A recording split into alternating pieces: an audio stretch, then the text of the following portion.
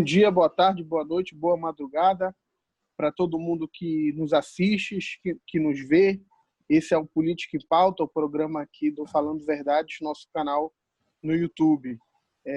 A presença hoje, esse programa é junto comigo, com Pedro Fonteles, com Reinaldo Gonçalves e com Victor Javier, a gente que compõe a linha editorial do canal. E a gente vai começar o debate de hoje falando sobre uma pauta muito importante que tomou conta dos noticiários nos últimos dias, que foi a explosão de fúria, de indignação que o movimento negro tem tomado no mundo inteiro, a partir do caso todo mundo acompanhou, do americano, do George Floyd, que foi assassinado pelo aparato repressor policial branco americano, e é que a partir disso abriu aí uma rota de indignação, de mobilização e de levante. Então, queria passar para começar esse debate, colocar sua opinião para o Reinaldo Gonçalves. Fala aí, Rei. Olá a todos, tudo bom, pessoal? Então, o que aconteceu nos Estados Unidos, eu acho que reflete bem o momento que vivemos. Acho que o momento econômico, o momento social, político que o Ocidente, principalmente, tem vivido esses últimos anos. E o que aconteceu lá foi o estopim de uma crise que a tendência agora é cada vez crescer mais. Você vê que nos Estados Unidos você já tem quase 20 milhões de desempregados, isso oficialmente. A economia está numa recessão muito, muito alta.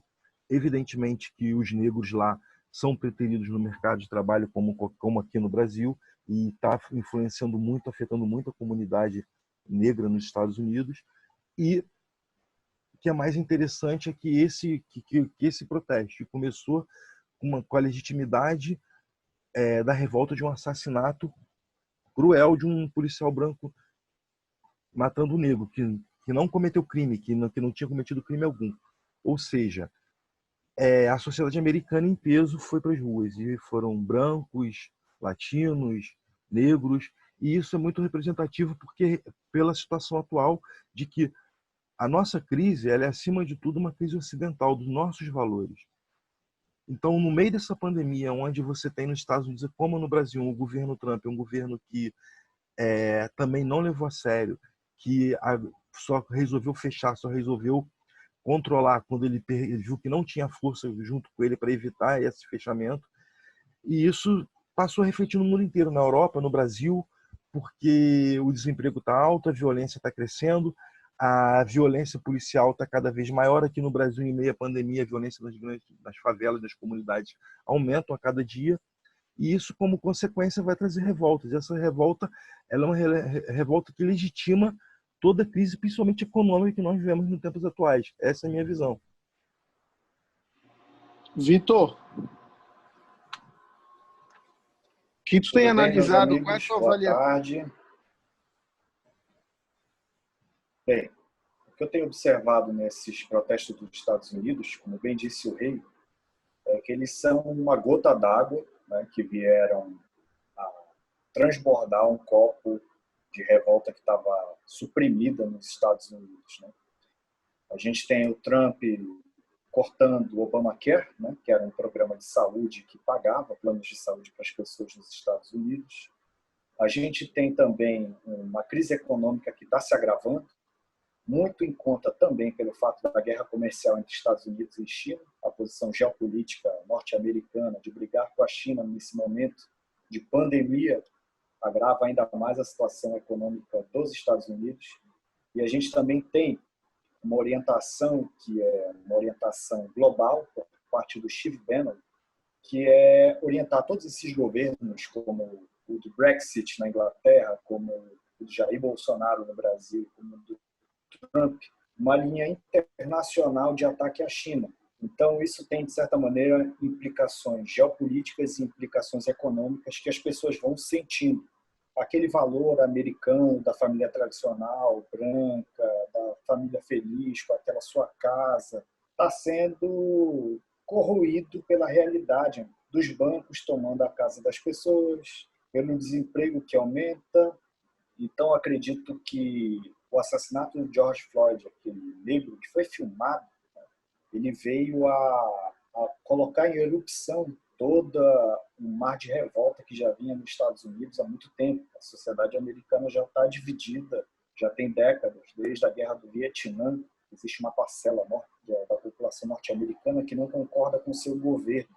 E eles fogem do discurso tradicional. Qual é o discurso tradicional dos Estados Unidos, do establishment norte-americano? Se você é contra o nosso governo, você é contra a pátria. Não. Na visão deles, eles são a favor dos Estados Unidos, e quem realmente é contra os Estados Unidos é o governo, que taxa eles, que aumenta a desigualdade, enfim. Então, esse é um movimento também que eu acredito que cresceu muito na esteira do crescimento daquele candidato democrata que desistiu, eu não recordo agora o nome dele. Aquele que seria o lugar, o Joe Biden, né? Bernie Sanders, exatamente. Então, essa nova ala que está crescendo nos Estados Unidos, uma ala mais progressista, diria assim, está tomando conta das ruas. E não só isso, a gente tem um definhamento da sociedade norte-americana e de seus valores. Então, o assassinato do George Floyd, fez com que um mar de revolta viesse para a superfície. É isso que eu penso. Agora, a gente publicou recente aqui no nosso canal, inclusive um vídeo sobre esse tema, e a gente parte de um pressuposto de que esse é um movimento em escala mundial, né? A gente diz, inclusive, no nosso vídeo que há uma rota de indignados que começa nos Estados Unidos, mas que vai percorrendo muitos países na Europa, há mobilizações na Europa, há mobilizações por conta deste tema, já aqui na América do Sul, e essas mobilizações chegam aqui no Brasil, muito colado com esse movimento da Antifa, né, dos antifascistas, puxados pelas torcidas organizadas. Agora, é evidente que, até agora, pelo menos, não há a mesma força que tem nas mobilizações no país, com este caráter de uma mobilização de um levante negro, com essa dos Estados Unidos. Vocês acham que a gente pode reproduzir aqui no Brasil, de alguma força, esse movimento pode ser reproduzido no Brasil, como tem sido feito nos Estados Unidos? Porque as lutas são as mesmas. A gente vive num país que é racista e que o racismo estrutural é muito forte, porque ele é parte da ideologia do capitalismo. Na verdade, é por isso que os nossos presídios têm raça, têm cor, têm credo. Quer dizer, a gente sabe como é que a política do capitalismo é direcionada para a classe trabalhadora, para os filhos do proletariado, para os negros e negras. Portanto, a gente teve agora recente o caso do menino Miguel, que é mais um caso, mais um bárbaro caso do genocídio negro. Portanto, os negros sofrem aqui no nosso país a mesma dor, a mesma luta e o mesmo peso do Estado branco racista, tal qual o Estado branco racista americano. Que paralelo a gente pode pouco discutir disso? Como é que a gente acha que isso pode influenciar no país e na luta contra o governo Bolsonaro também? O que você acha, Rei? Eu penso o seguinte, eu penso que esse movimento, ele nasce de uma luta legítima, obviamente, só que, ultimamente, muitos movimentos de rua têm sido apropriados pelas elites, por setores do capitalismo. E hoje a gente vê que tem uma disputa muito grande, como o Vitor mesmo citou, entre conservadores e liberais. Eu acho que essa disputa está mais acirrada no campo da economia, no campo da direita, do mercado, do que a esquerda. Ela ficou um pouco a par, por fora disso. Por quê? Porque nessa disputa você tem, de um lado, esse movimento fascista que vem crescendo na última década muito forte e chegou ao ápice com a eleição do Trump e do Bolsonaro, que são dois países enormes da América, e que a esquerda ficou muito tempo deixada de lado por toda a marginalização, o que é diferente da ideia de esquerda que se tem nos Estados Unidos. Não teve a perseguição lá às esquerdas, é muito antiga, só que você tem uma concepção um pouco diferente do que a esquerda, até porque a esquerda no Brasil governou, a centro-esquerda governou durante 16 anos quase, foram 14 anos de governo do Lula e Dilma.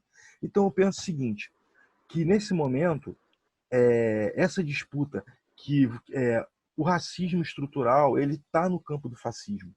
Da mesma forma de que a violência policial, a violência das forças de segurança também está no campo do fascismo. E a sociedade começou a se cansar, porque nesse processo de fortalecimento da extrema-direita, foi um processo meio pesado, não só no Brasil, como no mundo inteiro. Então a sociedade está meio de saco cheio, realmente, deles estarem na rua, deles estarem promovendo políticas públicas, deles estarem ditando pautas na mídia, no mainstream. Então eu acredito que essa reação agora não vai partir somente das forças populares, mas sim também do campo liberal, que vai eu não diria agregar forças, eu não sei até que ponto seria agregar na luta, mas que vai investir também para que essas manifestações ocorram com mais frequência e que cheguem ao ponto de uma ruptura não com o sistema, obviamente, mas sim com essa extrema-direita.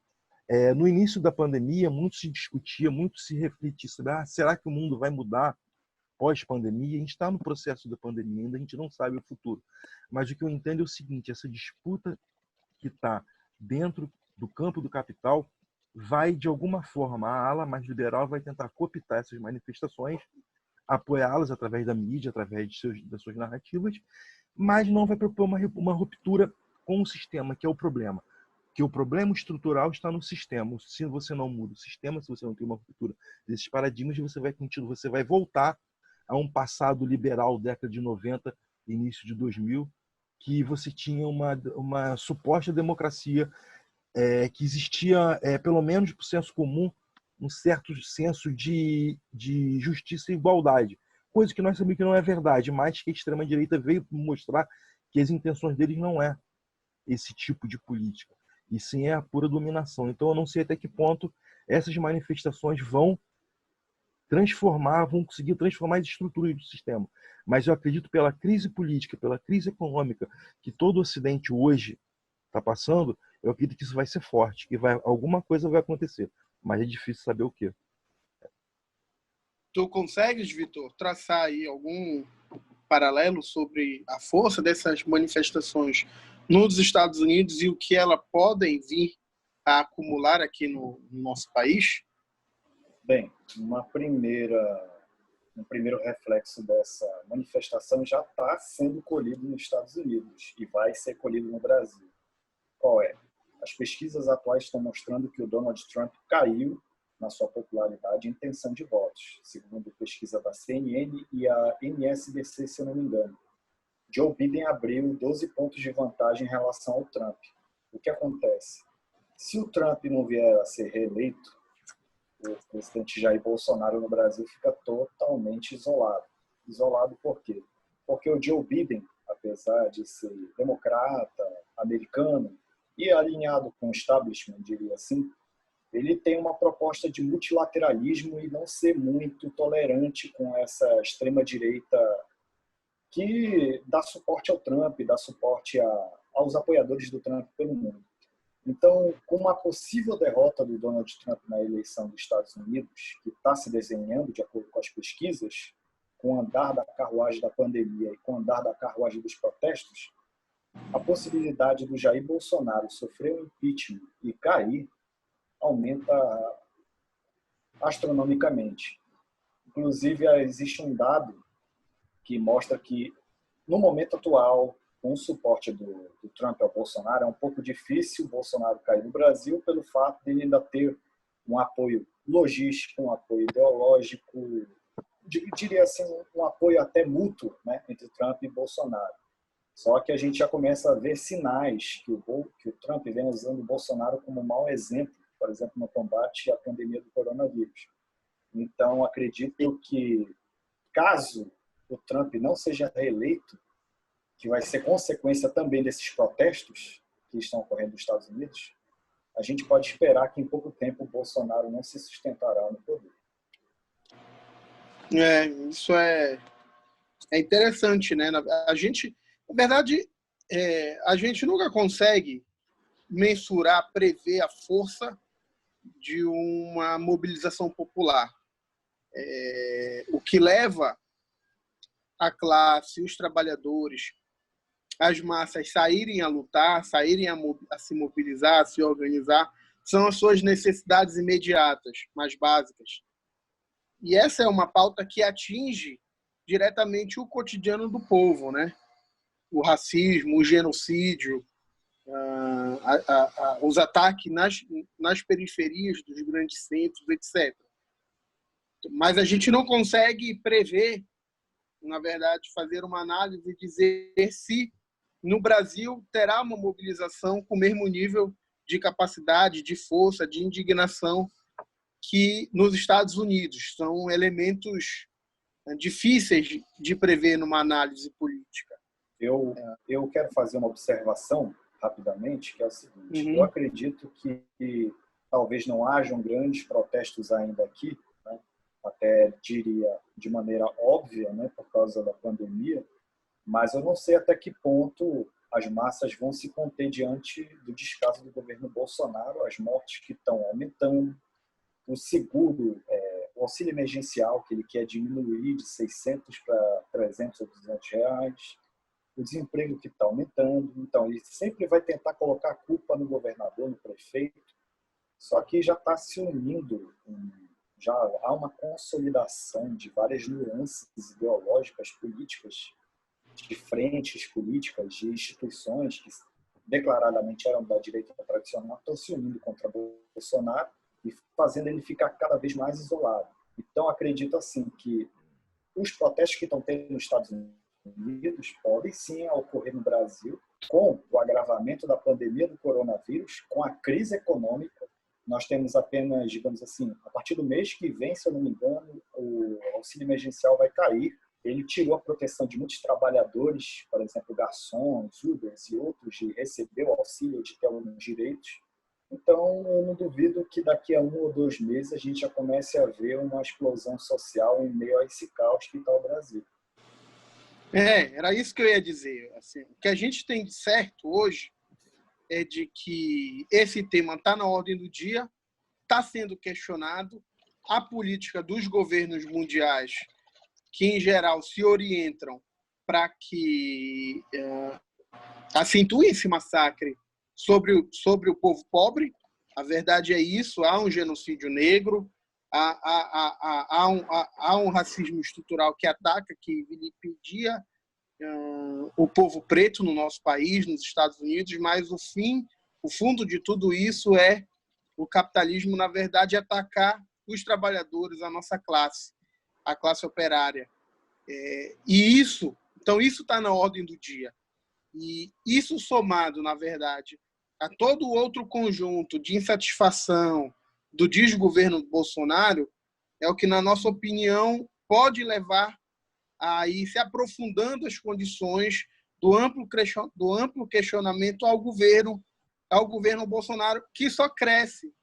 E aí eu queria perguntar para o Rei, porque, na verdade, nos últimos dias, a gente teve uma surpresa, né?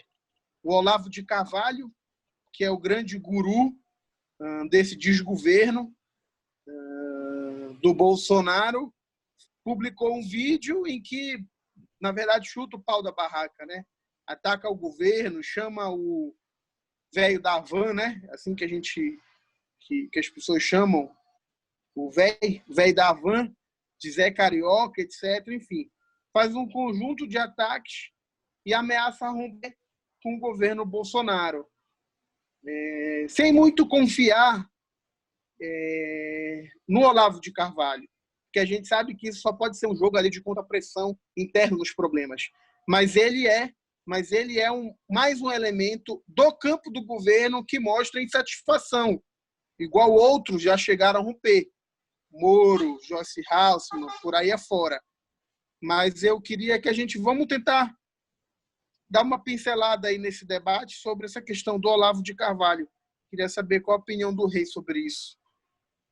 Eu penso o seguinte, a gente não sabe até que ponto isso não é jogo de cena deles também.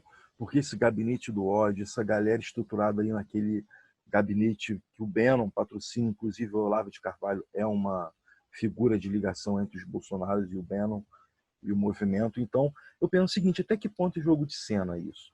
Até que ponto é a briga do Silas Malafaia com o Olavo de Carvalho é jogo de cena, se eles representam os mesmos interesses. Até que ponto as críticas que o Olavo faz aos militares e que são recorrentes não é jogo de cena. Por quê? Porque para a ala militar do governo, não tem como ele fica muito feio se ele ligar da ala olavista. Porque o Olavo ele é um desqualificado, mas que, por outro lado, ele fortalece o discurso dessa base do Bolsonaro, que tá conseguindo manter o Bolsonaro no poder, inclusive os militares, que é a violência de Estado, que é a violência das forças policiais, que é essa narrativa opressora do pai cruel e educador que o Bolsonaro tenta passar para o povo dele. E isso fortalece essa direita ultraconservadora que está, inclusive os militares estão dentro dela. Então, assim, até que ponto no jogo de cena do gabinete do ódio para poder tirar a atenção do que está acontecendo no Brasil realmente, para que a esquerda, ou então hoje a mídia liberal, se concentre nessa disputa e deixe de lado a questão da pandemia, deixe de lado a questão econômica que está muito séria. Então, assim, tudo que vem daquele pessoal a gente não sabe. Eles são muito estratégicos. Isso aí ficou comprovado porque eles elegeram o Trump e o Bolsonaro. Eles sabem usar as redes sociais, sabem usar os discursos, sabem construir bem essas narrativas. Então, eu penso da seguinte forma: o Olavo de Carvalho não é termômetro para a gente saber se o governo está mais fraco ou mais forte. Ele é uma figura muito estratégica. Eu acho que esse termômetro está na rua, está nas ruas. Está com a pandemia, está com a crise econômica e social, está com a violência do Estado. Isso reflete a política desse gabinete do ódio, no qual faz parte não somente a família Bolsonaro, mas o Trump, o Bannon, o Olavo de Carvalho, toda essa turma. Porque eles defendem as mesmas posições, defendem os mesmos interesses. Então é o que eu penso dessa disputa aí. Vitor.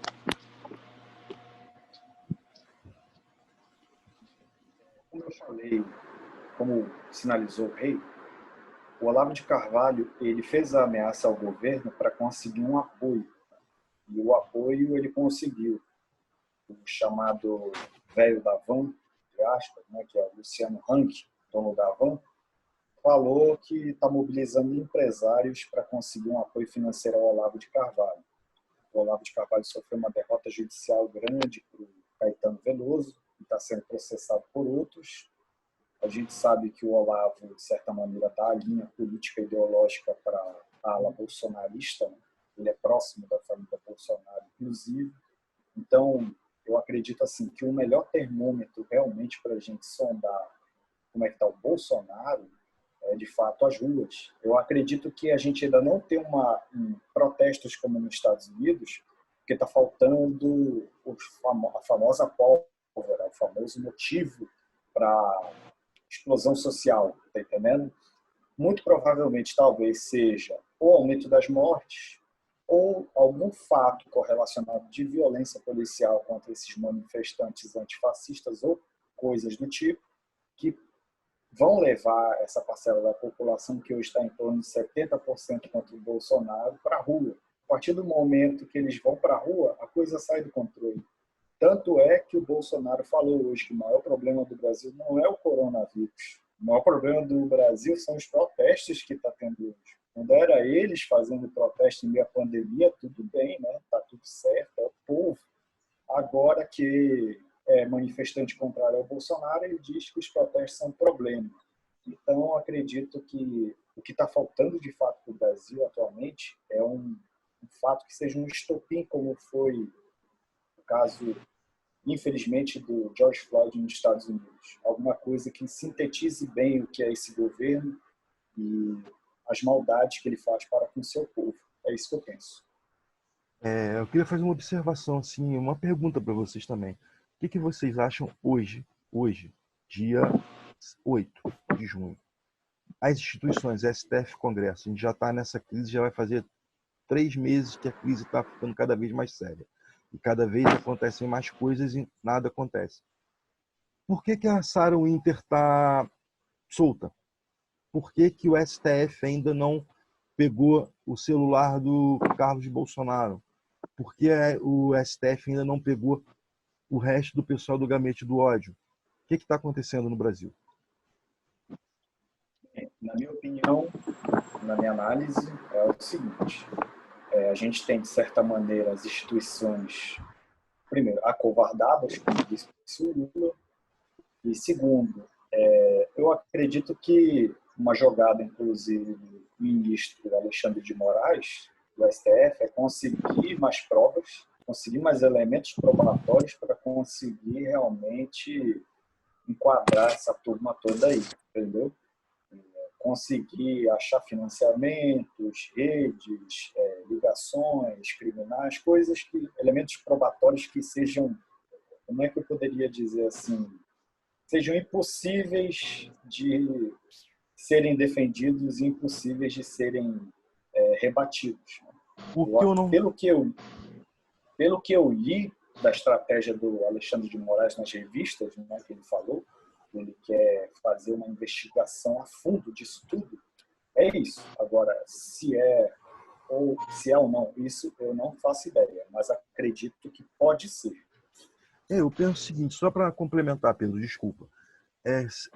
O Alexandre de Moraes não teria colocado aquela bronca toda se já não tivesse provas, se já não tivesse clareza do desenvolvimento dos crimes dos Bolsonaros, com esses diversos crimes que eles têm, da fake news, da rachadinha, das milícias e etc. e tal, que são vários. Então, assim, será que eles precisam de mais prova ou eles estão acuados? Porque o que acontece é o seguinte, anteontem, o governo começou a mudar a forma como divulga os números das mortes da Covid e da infecção, né, da forma como a pandemia está agindo na sociedade.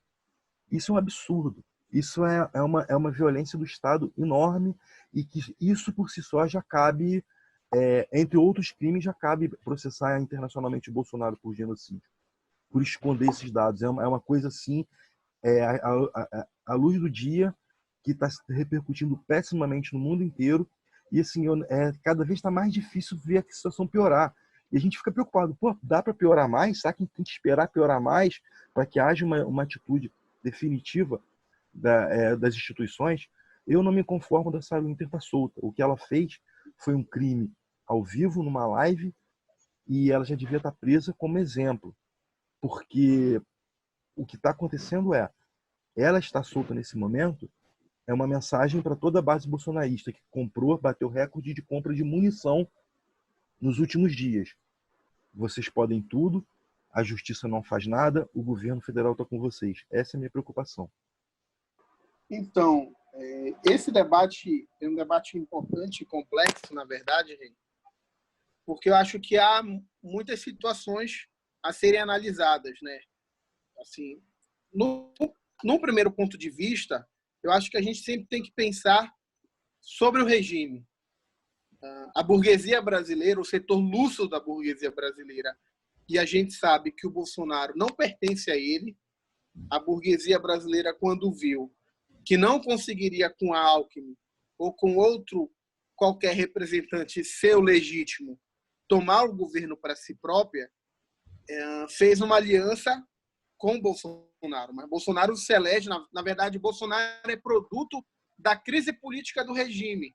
Havia muita instabilidade política no país, havia uma limitação cada vez mais evidente dos métodos de governar do PT, já havia uma queda de popularidade da Dilma, mas já havia, fruto de 2013, etc., muito questionamento às instituições. O Bolsonaro ele é produto dessa crise. A gente não pode se esquecer que ele se elege, na verdade, negando os métodos de negociar do Congresso Nacional. Então, ele nega o centrão, ele nega a esquerda, ele nega o que ele chama de direita clássica. Ele se elege muito em cima do debate da violência urbana. Então, ele é como uma candidatura do fascismo, com características fascistas, ele é produto dessa crise política. Agora, qual é o grande problema que eu acho? É que o Bolsonaro não consegue dar estabilidade ao regime.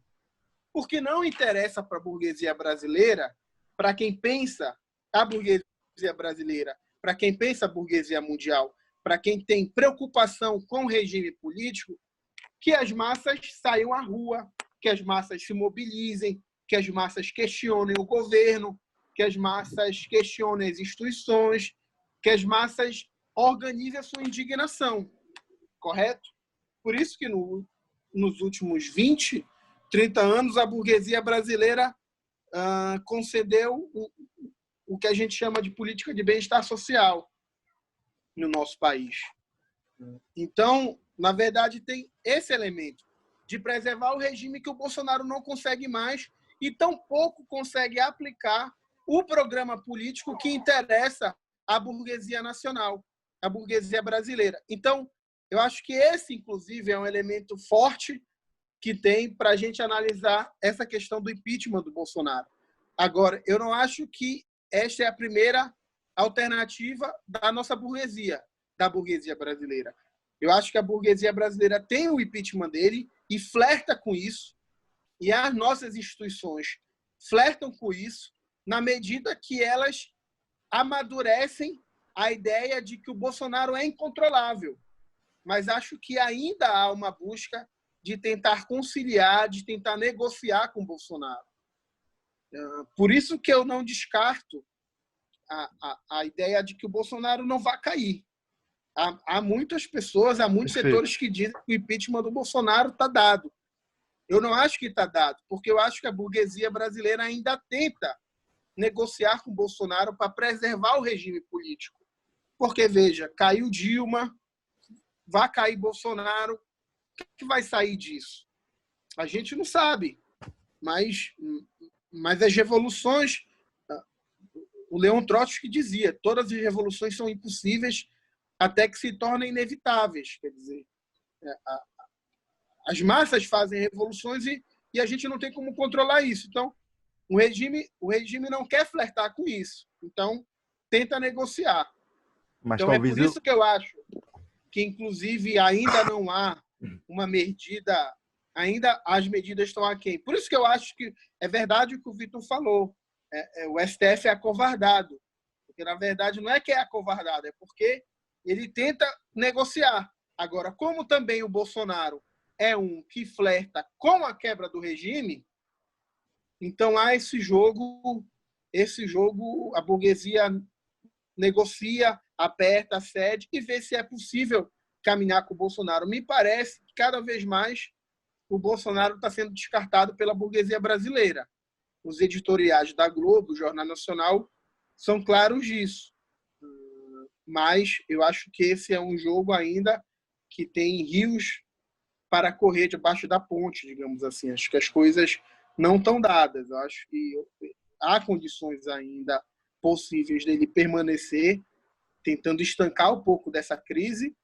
E acho difícil uma reeleição do Bolsonaro, mas ele terminar o mandato. E há, evidente, a possibilidade, na medida que a insatisfação popular do governo dele cresce, na medida que a crise econômica do governo dele avança e ele não consegue mais dar estabilidade ao regime, não consegue aplicar o programa político da burguesia, o ajuste fiscal da burguesia, e as massas começam cada vez mais a se mobilizar, a se organizar, e a gente que vem de uma tradição marxista-leninista sabe muito bem disso, quer dizer, a consciência política do povo, ela avança em pouco tempo, ela pode retroceder, mas ela também pode avançar num curso de uma luta política, de grandes lutas, de grandes mobilizações.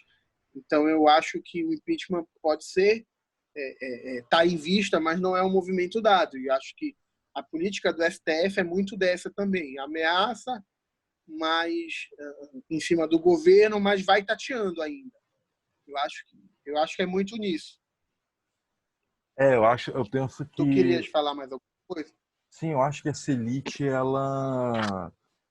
o cálculo político é saber até onde o Bolsonaro pode nos levar a uma ruptura social e acontecer, não diria uma revolução, mas uma crise social muito grande que leve a uma crise institucional maior, ou se vale a pena se manter com o Bolsonaro e levar até 2022. Agora, não sabemos se os militares vão largar o osso, né? Se o Bolsonaro vai... Sim. Se eles vão querer largar o osso. Sim, é outro elemento. Se o Bolsonaro consegue ser domesticado, digamos assim. Se ele consegue jogar dentro das regras da burguesia, do setor lúcido da burguesia brasileira, que sabe muito bem o que quer. Eu acho que também um outro elemento nesse debate, e de dificuldade para isso, é que os setores da direita tradicional no nosso país não estão unificados e não tem uma liderança política nacional. Não tem. Me parece que quem tem mais bem colocado nesse jogo é o Dória, mas ainda assim o Dória tem sido muito questionado. Eu acredito em que São Paulo. o personagem que consegue unificar melhor da direita é o Rodrigo Maia, porque ele consegue agregar até gente da centro-esquerda. Sim, sim. É isso. Sim, mas ele não tem voto, né? Pelo menos tradicionalmente ele não tem voto. Então tem essa questão. Ele é uma figura assim de carisma meio assim. Então não sei. Eles estão tateando, na verdade, buscando qual é o melhor caminho. Uma coisa é claro, não lhes interessa que no curso da queda do Bolsonaro, do questionamento do Bolsonaro e dessas mobilizações, a gente estava debatendo a mobilização dos Estados Unidos por conta do racismo, se isso chega no nosso país com a força que foi lá, não interessa para esses setores que uma alternativa de esquerda se consolide. Então, eles também buscam alguém que consiga ter as rédeas desta nova situação política, né? Uma coisa me parece claro: se Bolsonaro não vai para uma linha de ruptura do regime de um golpe político, me parece claro que o governo Bolsonaro não tem muitos anos à frente. Ele vai terminar. Eu acho que Bolsonaro não se reelege hoje, mas esse é um elemento de dificuldade. Quem é que vai dirigir o país no próximo período? Acho que, do ponto de vista nosso da esquerda, tem muita dificuldade. Não temos uma liderança também nacional, não temos ainda muitas dificuldades em conseguir construir caminhos unificados, caminhos comuns dentro do espectro que existe da ampla esquerda no nosso país. Então esse é o tema. Agora, esse é um tema bom para que a gente também faça um